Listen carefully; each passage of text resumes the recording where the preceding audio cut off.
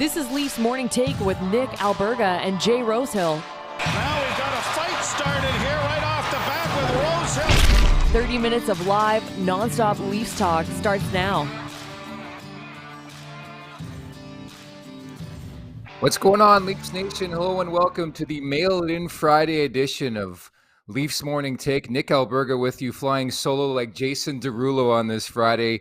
If you missed the first initial program, my co-host Jay Rosehill, former Toronto Maple Leaf, is a firefighter, I guess in his spare time. But don't fret, we have an award-winning segment coming your way that's self-proclaimed because we never actually played this segment. But Rosie's thoughts on last night's season opener is coming up in mere moments, so don't miss that.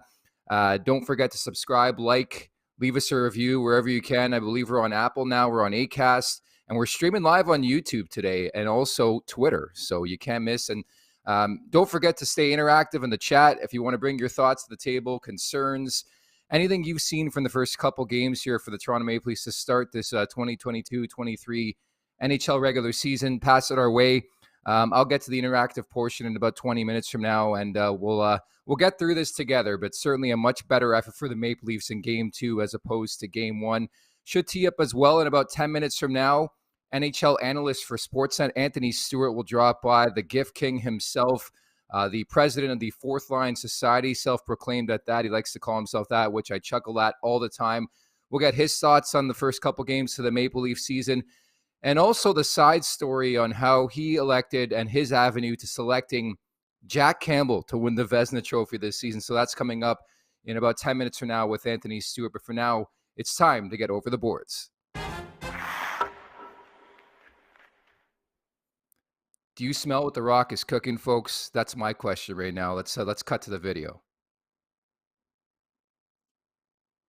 Is he here? Is he in the building? Dwayne Johnson is in the building, and he's a Leaf fan, baby. What's up, Toronto? Yeah. All right, how sick was that? Like the '90s wrestling fan, I should say, in me was going nuts last night because I don't think anybody expected that. Having said that, I was on social media about an hour before the Leafs game. I did realize and notice that The Rock was in Toronto, but I never tied the two and two together. I think that was tremendous stuff, especially specifically because that place was a damn morgue last night. I don't know what the solution is to this problem, but I've been to a lot of buildings around the NHL. And not to dump on Leafs Nation, terrific nation, love the Toronto Maple Leafs, but it was way too quiet in that barn last night. And so, unsurprisingly, The Rock comes out to a big pop, crowd goes nuts, and away we go for the night, and the Maple Leafs end up winning that game 3-2. Ilya Samsonov, certainly the big story. And should mention as well, how about The Rock starting a Let's Go Leafs chant? That's why I got it in the subtitle underneath, because it's actually Go Leafs Go, but I don't think anybody's going to tell The Rock otherwise. But on the ice, I think that's the bigger story that we're looking to tackle and dissect today on today's show. And again, 5 minutes from now or so, we'll hear from Anthony Stewart. Rosie's 3 hits are coming up too. I just think it was more of a complete effort for the Toronto Maple Leafs last night. They found a way. The first period, I was scared beyond belief after 20. The fact that Toronto had 22 shots on goal. Charlie Lindgren was out of this world for the big portion of the game last night, makes 36 saves. I thought he was phenomenal in the first period. And then you look at Ilya Samsonov, makes his debut, and a couple of stinkers, at least in my opinion, in the first period. And I'm like, is Peter Mrazek still here? That's the feeling I got. But full credit to Samsonov. Ends up making, 24 saves in the game, gets the revenge victory. We all know I love the revenge narrative out there. But he found a way to get better as the game went on. I thought he looked really, really shaky in the first period. But into the second, especially into the third, where the Capitals had the power play late, he found his groove, and that's great to see from a Maple Leafs perspective. Steady net mining of any direction, whether it be David Ayres or anybody in between. I think Leafs Nation will take it right now. So a big, big plus for me was the goaltending of Ilya Samsonov late in the game. Auston Matthews, all world. I don't think he had any time and space once again last night, but he finds a way to tip home that Mark Giordano shot.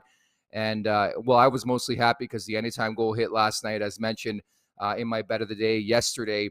And a great tip, and Matthews is off to the races now. His first of the season, great tip on the Giordano shot, ends up being the game-winning goal.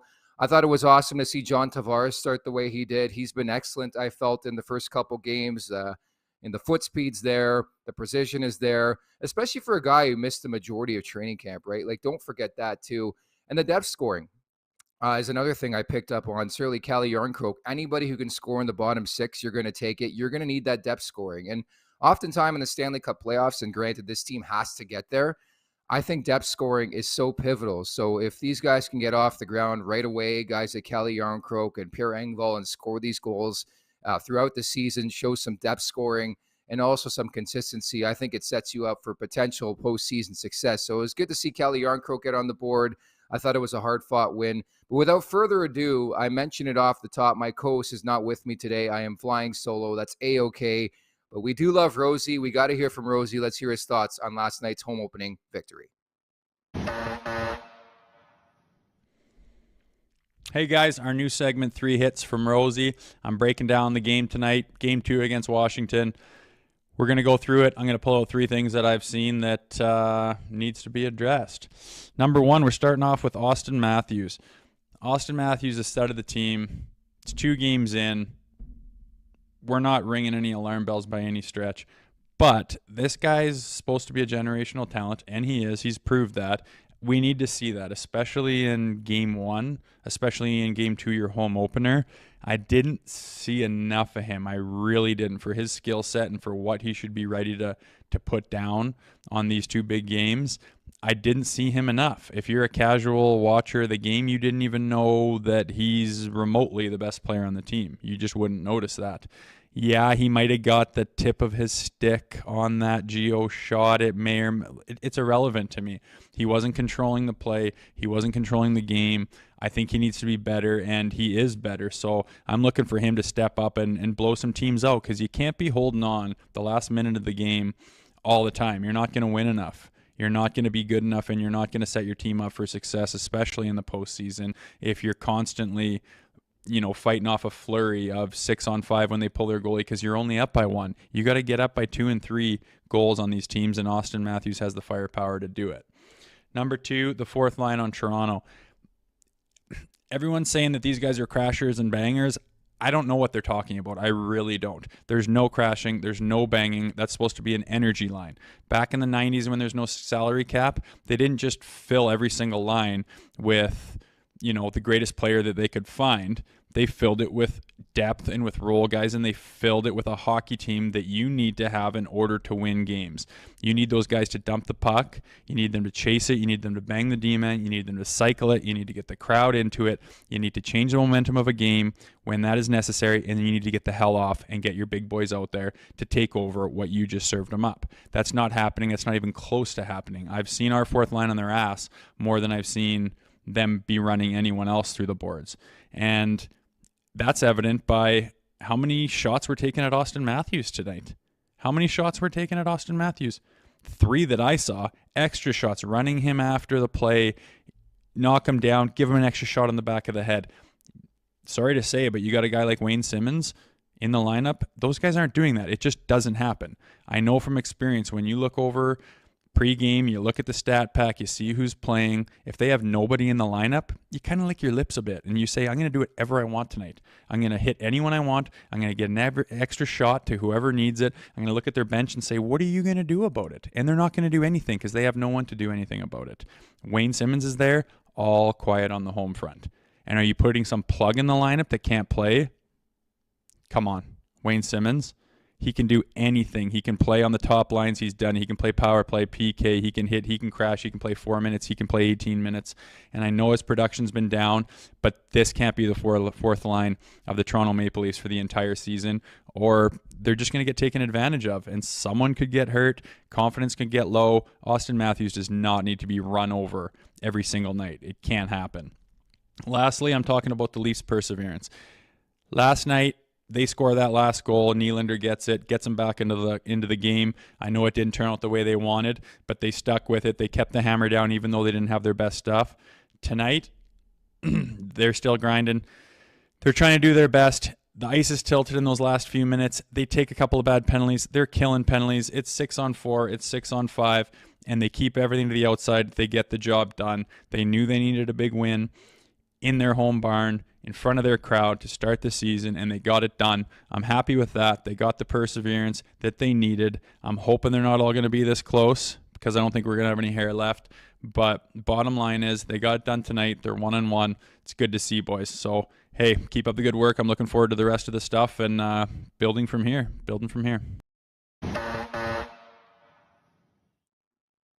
First off, fantastic job by producer Alex on the graphics. Number 2, I don't know what Rosie's talking about. He's got a phenomenal hair. And number 3, pugnacity, baby. The conversation is back. And I just knew it as soon as I saw Auston Matthews go down for the first time last night. I'm like, somebody's going to bring it up. So why not my co-host? And we'll converse more about it coming up on Monday. But for now, so happy to bring in NHL analyst for Sportsnet and the self-proclaimed president of the Fourth Line Society himself, Anthony Stewart. Stewie, welcome. You're the first ever guest on the show. What's going on, my man? I'm doing well, Golden Muzzy. Thank you for having me very much. You didn't tell me to put my Twitter handle on there, but cooler heads prevailed, and I was smart to do that. You nailed it, my man. So what do you think of Rosie's comments? Just to piggyback off that, obviously you're close with the Wayne train. I would love to see him in there too. I did notice that last night. People were going after Matthews. No, not really much of a response. Michael Bunting tried his hardest though. Yeah, I'll start with that. I actually agree with what he was saying about with the Wayne train. And I actually was in a group chat last night and I said, Hathaway is playing a little too heavy tonight. He's playing a little extra spunk where if he has somebody that's on that roster that's going to keep him in check, it's really, really going to slow him down. But again, that fourth line for Washington actually had too big of an impact on the game last night. I think Dowd ended up scoring, but that just started with them running around the first couple shifts. So I really, really agree with that. You need not a guy not necessarily to run around, but you need a deterrent. And Simmons is a deterrent. Clifford is a deterrent. So I really think that this roster, and again, Leaf Station can go and mention me on Twitter and chirp. I think the roster that is a better team overall over an 82-game period and going into the playoffs with the Simmons on the roster, and that's a fact. But again, if this is game 2, you got to introduce Rosie to the market here. If this is game 2, I hate to see him by game 20. He ripped that team apart fairly after 2 games. I told him yesterday because I came in guns a-blazing.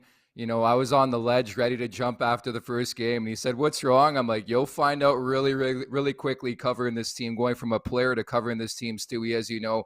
I don't know about you. I still have a bitter taste from the opening game. I just think it was an absolute no-show. And I love how Sheldon Keefe walked back his comments last night. I don't know if you caught them. But just your all-around impression as to whatever the hell that was the first game, because I'm pretty bitter still about it. Yeah, but, you know, as journalists, you know, you sort of have the responsibility to sort of look at it, you know, from afar, right? I know you're a Leafs fan for sure, but again, this is a team that's going to be judged on the playoffs. But for me, it's like they have to find a way to be consistent. And what's frustrating for me, you know, if there's really that big of a heartbreak last year and losing in that first round, you're coming out that first game guns a-blazing. You're playing with energy. You're playing with spunk. You're getting in on the forecheck. And again, they just saw like, hey, you know what? This Montreal team's not that great. You know, we pumped them in preseason. It's going to be an easy game, but it's a National Hockey League. You have to show up every single night. So, again, for me, it's early. I like to do things in 5-game increments. So after 5 games, I really want to see, you'll see exactly where the team is at to start. But last night was a little bit better of an effort. But I'll talk about Matthews. And Matthews, again, he builds his game as the games and the weeks go along. You know, I think he's got 8 hits in 2 games. When's the last segment he's had that? You know, he had 8 shots on net over 2 or 10 shots in 2 games. So I don't agree that he was quiet. Again, he's heating up, and you know him. He can put up 10 goals in 5 games. So I'm not worried about him. He's going to be scoring 55, 60-plus goals this year. But for the Leafs, I'm going back to the disappointment of last year and the year before. You thought they'd come out with just a little bit more care meter, for lack of better words. Can you tell me and give me any reason why this team is any different than ones past? And I mention it, just the first game, you know, and I used to cover this team, do the pre-intermission and post alongside Gord Stellick on Sportsnet 5-9 of the Fan. Just the feeling that I've been there before. Leafs Nation has been there before. They felt that way after a hockey game. I just can't get to that level anymore, Stewie. Well, I'll give you one reason, and just the Marners, the Matthews, the Tavares, and the Nylanders, they were a year older and a year wiser. And I'm sure they're hearing us chirp and talk in the media. They want to shut us up, right? So again, whatever motivation they need to find, I think that could be part of it. But again, Matthews, again, I'm just seeing him going into another 7-game series, what he can be capable of. Marner, right? And I think by then the team will sort of find a way to gel. But again, it is a big, big question mark. And I think that's a big problem within its own, that we're still questioning this roster. What is this roster? What is this team? And when you're talking about Stanley Cup, challenging teams, you know what you have in Tampa Bay. You know what you have in Colorado. You know what you're getting in Calgary and in Edmonton, right? Heck, I've been writing off the Boston Bruins since, 2007, and you know what you're getting in the Boston Bruins, right? So I think that's what's concerning to me. You don't know what you're going to get, but I think it comes down to the question. When I started off in radio in 2015, the salary cap, how do you win with 4 players making $40 million? And I think that's a big, big problem, and it's a problem that's still been yet to solve by the upper management with Leafs Nation. We can and we will never forget that, Stewie. On a scale of 1 to 10 Vesatosklas, how concerned are you with the goaltending right now? I'm indifferent. I think it could be good. It could be not so good. But I think the one positive is there's 2, right? So you got to be at least hitting 50% on it, right? So Murray, he settled down after the 2 goals went in last night. Samsonov actually made some big, big saves as the game went along as well, too. So I think for Samsonov, he's on a 1-year deal. He's got some motivation. He mentioned that he had opportunities to sign longer and for more money. So he's gambling. So I think with him gambling on this season, that's going to at least push Matt Murray. And again, Matt Murray's got the Stanley Cup pedigree. I'm more worried about his health. So I think at the end of the day, when we look at this Leafs roster, I don't think it's going to come down to goaltending because they're that top heavy. So it's going to come down to, can the middle 6 get it done? What's going on with the 4th line? Can they weather the storm? Is there going to be any injuries? So goaltending, I don't think is going to be a main storyline. But at the same time, I have Jack Campbell as winning the Vezina this year. So what do I really know about goaltending? Yeah, well, that's what I was going to ask you about, and that's why pretty much I brought you on to ask, what Leafs Nation did to you. So in the season opener, if anybody missed it, Stewie came out, which I think is a solid pick, by the way. My pick is Ilya Sorokin. Shesterkin's going to be in that conversation. Vasilevsky, Demko, Jake Ottinger had a good start against Nashville, UC Saros. Like, there's a lot of worthy contenders. I think this is a dark horse wild card, and you have Jack Campbell. Why Jack Campbell? Well, again, he was sort of brought in to be the answer in Edmonton, right? And you're looking at the start he had last year. He was an all-star. He only played, 39 games, I think it was. Was it 39 games or 39 wins? And again, I'm sorry for not being prepped on that, but again, he was and my point was that he had a really, really strong start where he was in that conversation the first 20, 25 games. So I think if he stays healthy and Edmonton now goes on a serious run where they win, they say they run away with the Pacific Division and they win the President's Trophy, and he's at a 40 win and 10 losses, and he's at say he's at a 2.22 and a 9.35.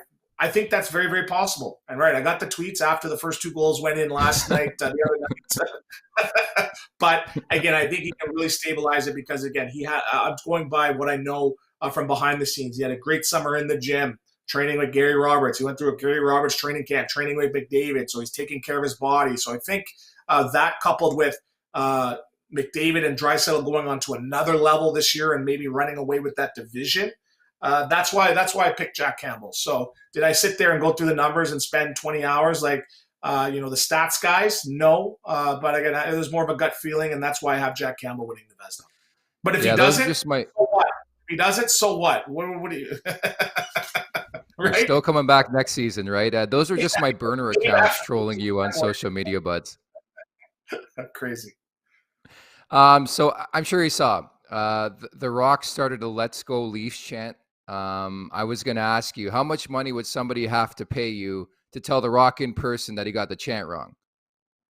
I don't think anybody's did it to his face. And again, I've seen the Rock up front, up in person. This is a big, big dude. So look at that. That's how I tell people I look. I think I look like the Rock, but I'm more like the boulder in the belly area here. But again, someone's got to prep him on that, but you don't tell The Rock what to do. The Rock tells you what to do, and he tells you to shut your mouth after. But The Rock, again, it was great. You saw Auston Matthews' comments after. He was excited. He got the energy going in the crowd, and that was the main thing. So whether or not he fudged the chant, again, it was exciting having The Rock. So I want to know who's coming next week. Is it Ric Flair? Is it who's coming? Is Doink the Clown coming? Who else is coming? An Earthquake? John Cena? Tugboat, but it's exciting. It's fun. It's great. Some of the hockey quality kids were there. They were energized. It's great seeing The Rock if you smell what he's cooking. I do smell what he's cooking. I smell what Auston Matthews is cooking. And correct me if I'm wrong, but weren't you The Rock for Halloween one year? Yeah, I was. I was Fanny Pack Rock.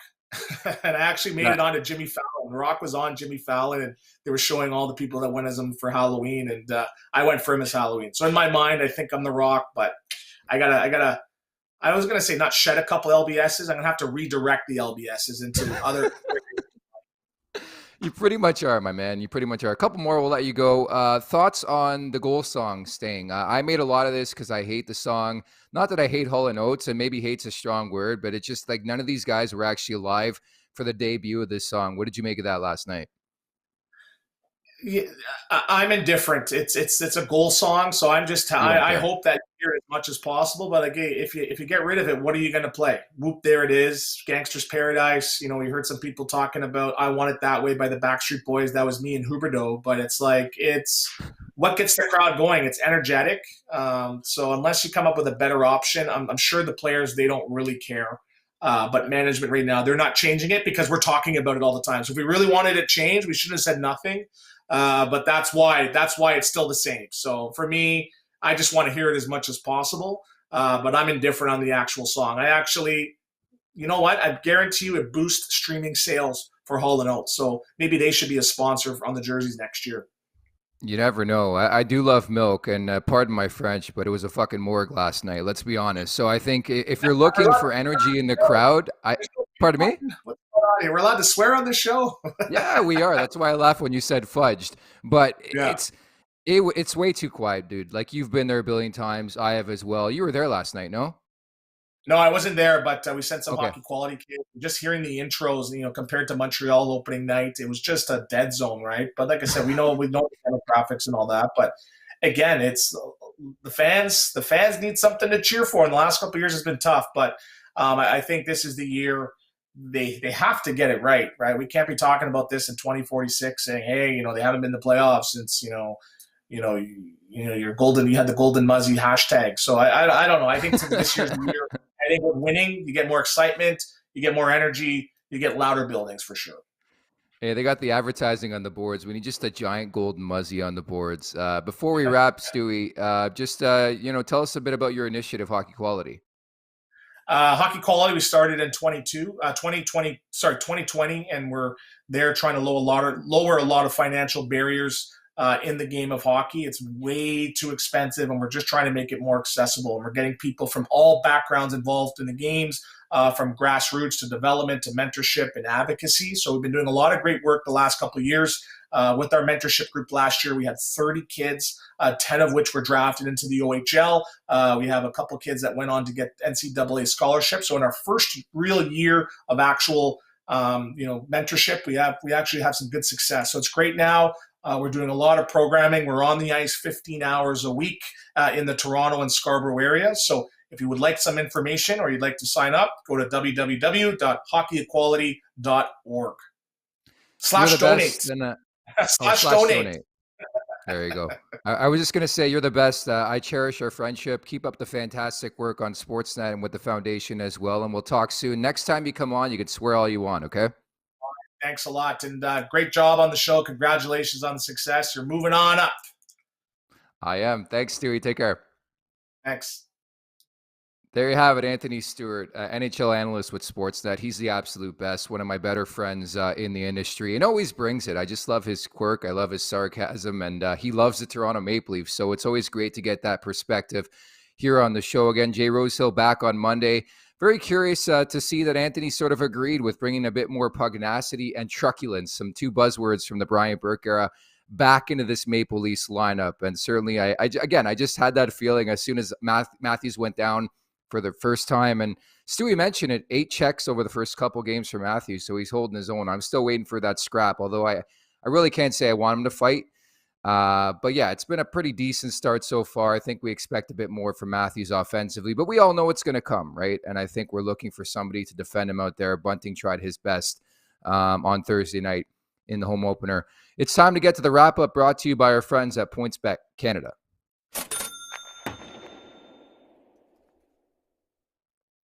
When I'm hot, I'm going to tell you I'm hot. And right now, I'm hot to start this season. I'm 2-0. I got the Nylander anytime goal on Wednesday. I got the Matthews anytime goal on Thursday. Let's see if I can go 3-0 to wrap up the first initial week here of Leafs Morning Take. I like the Winnipeg Jets money line tonight. There's only 2 teams in this league remaining to play hockey. One of 82. One's Winnipeg. One's Detroit. So I'm on the Jets tonight. You're going to get that around minus 125. The Rangers won, big time game in St. Paul on Thursday night. Just blew the doors off the Minnesota Wild, who were unbelievable on home ice. That was really, really impressive. I thought Igor Shesterkin was tremendous in that game, by the way. But the expectation, it's not going to be Shesterkin who won the Vezina last season. It's going to be our guy, Yaroslav Halak, which means a much easier goalie for the Winnipeg Jets to face. And Connor Hellebuck's going to get the call for the Winnipeg Jets.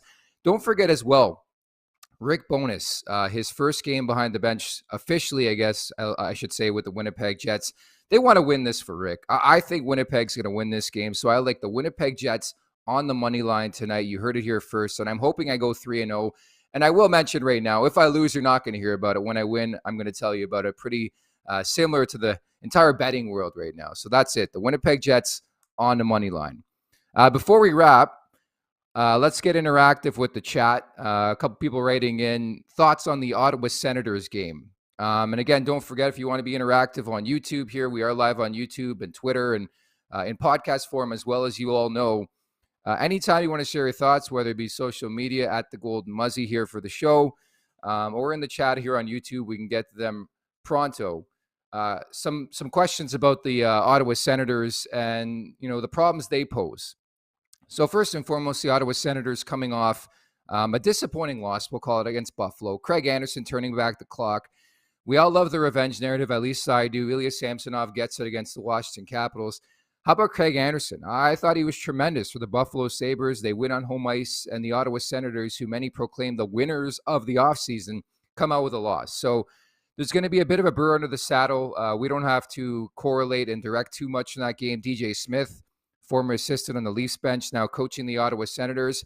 And I think the expectation is there that, Matt Murray is going to start this game for the Maple Leafs. So I'm really, really intrigued to see how both teams come out. I would look at the over in that game. But that's pretty much going to do it for today's show. I flew solo, did my thing. Anthony Stewart was an absolute gem. I think 3 Hits with Rosie was fantastic. Producer Alex always brings it. And the first 3 shows in the books here for Leafs Morning Take. But again, the Maple Leafs back in action on Saturday, game 2 of 4 here on this 4-game homestand to start the season. And then don't forget, coming up on Monday, we always love these games against the wagon Arizona Coyotes, at least according to Paul Bissonnette. Auston Matthews, I'm sure the questions will start. They'll probably start over the weekend following the game against the Ottawa Senators. What's his decision going to be? I don't think there's much of a decision, quite frankly. I think he's re-signing with the Leafs, but it's always fun when Arizona comes to town or vice versa when the Leafs are there. But for now, I'm going to bid you farewell. Thanks to everybody who's listened and watched the first couple days. Looking forward to what's next here on Leafs Morning Take. Have a great weekend.